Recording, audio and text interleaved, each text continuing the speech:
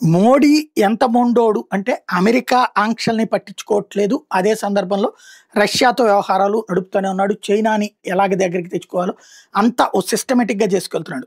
ఇప్పుడు తాజాగా జరుగుతున్న పరిణామాల నేపథ్యంలో ఈ అందరి థ్రెట్‌ని చూస్తూ అదే సమయంలో భారత్ అగ్రగామి వ్యవహారాన్ని మిస్ కాకుండా చూస్తున్నారంటూ చాడా శాస్త్రి గారికి సంబంధించిన ఒక కథనం చూద్దాం. చైనా యార్లు జాంగ్బో నది ఇదే భారతదేశంలో బ్రహ్మపుత్ర నదిగా ప్రవహిస్తుంది. టిబెట్‌లో సుమారుగా 60 గిగావాట్ల సామర్థ్యం గల ఒక భారీ హైడ్రో ఎలక్ట్రిక్ ప్రాజెక్ట్ నిర్మాణాన్ని ఈ సంవత్సరం జూలైలో ప్రారంభించింది. ఇది 5 కాస్కేడ్ డ్యాముల్ని అంటే ఒకదానిపైన ఒకటి ఉండే విధంగా ఉంటుంది. ప్రాజెక్టు మొత్తం పెట్టుబడి సుమారు 1.2 ట్రిలియన్ యువాన్ అంటే సుమారుగా 15 లక్షల కోట్ల వ్యయంగా అంచనా వేయబడింది. అంటే ఎంత పెద్ద ప్రాజెక్ట్ అనేది ఊహించవచ్చు. అన్నిటికంటే ముఖ్యం ఏంటంటే ఈ ప్రాజెక్టు ప్రాంతం భూకంప ప్రమాదం కీలకంగా భావించే ప్లేట్ టెక్టానిక్ ప్రాంతంలో ఉంది. అందుకే ఖర్చు చాలా ఎక్కువ అవుతుంది. దీని నిర్మాణం పూర్తయితే బ్రహ్మపుత్ర నది ప్రవాహంలో భారీ మార్పులు వస్తాయి. చైనా దిగువకు విడుదల చేసే నీటి పరిమాణం తగ్గచ్చు, లేదా వరదలప్పుడు డ్యామ్ రక్షించుకునేందుకు ఒకేసారి ప్రవాహాన్ని వదలొచ్చు. అందుకని వీటన్నింటిని దృష్టిలో ఉంచుకుని భారత్ కూడా ఈ చైనా 60 గిగావాట్ల మెగా డ్యామ్కి పోటీగా బ్రహ్మపుత్ర బేసిన్లో మొత్తం 65,000 మెగావాట్లు అంటే 65 గిగావాట్ల సామర్థ్యం కలిగిన కనీసం 208 హైడ్రో ప్రాజెక్టులు నిర్మించేందుకు ప్రణాళికలు రూపొందించింది. 60 గిగావాట్లకు ఈ 65,000 మెగావాట్లకు సంబంధించినవి. మా అధ్యయనాల ప్రకారం బ్రహ్మపుత్ర నది 12 సబ్ బేసిన్లో కనీసం 208 పెద్ద ప్రాజెక్టులు ప్రతి ఒక్కటి 25 మెగావాట్లకు పైగా నిర్మించవచ్చు. ఇవి మొత్తం సామర్థ్యం సుమారు 65,000 మెగావాట్లు అవుతాయని ప్రభుత్వం అధికారి చెప్తున్నారు.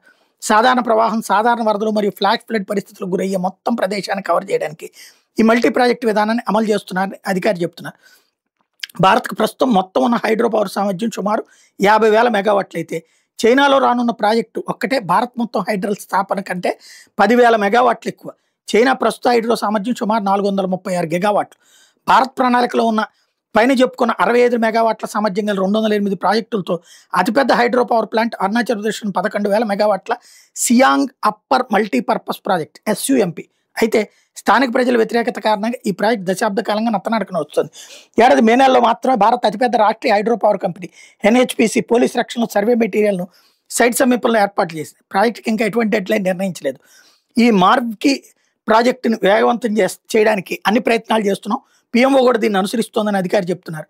బ్రహ్మపుత్ర బేసిన్ అరుణాచల్ ప్రదేశ్, అస్సాం, సిక్కిం, మిజోరాం, మేఘాలయ, మణిపూర్, నాగాలాండ్ మరియు పశ్చిమ బెంగాల్ భాగాలను కవర్ చేస్తుంది. భారత్ మొత్తం అన్ట్యాప్డ్ హైడ్రో పొటెన్షియల్లో 80% కంటే ఎక్కువ ఈ ప్రాంతంలో ఉందని అధికారి చెప్తున్నారు.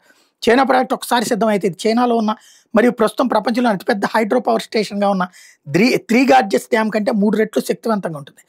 చైనాకి మన దేశానికి ఉన్న తేడా అంటే అంత పెద్ద ప్రాజెక్టు భూకంప ప్రమాదం ఉందని భయపడుతున్న ప్రాంతంలో ప్రాజెక్టు జూలైలో మొదలుపెట్టి 2030-32 సమయానికల్లా పూర్తి చేస్తామని చెప్తుంది. పర్యావరణ ఇబ్బందులు ఉండవు. అరుంధతి రాయలు, మేధా పాట్కర్లు, ప్రశాంత్ భూషణ్లు, సోనం వాంగ్చుక్లు, సోనియా గాంధీలు సుప్రీంకోర్టులు ఉండవు.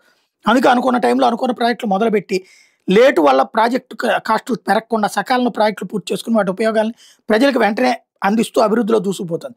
మరి మన దేశంలో పైన చెప్పుకున్న అరుణాచల్లో జస్ట్ 11,000 మెగావాట్ల ఎస్యుఎంపి హైడ్రో ప్రాజెక్ట్ 2009లో అనుకున్నారు.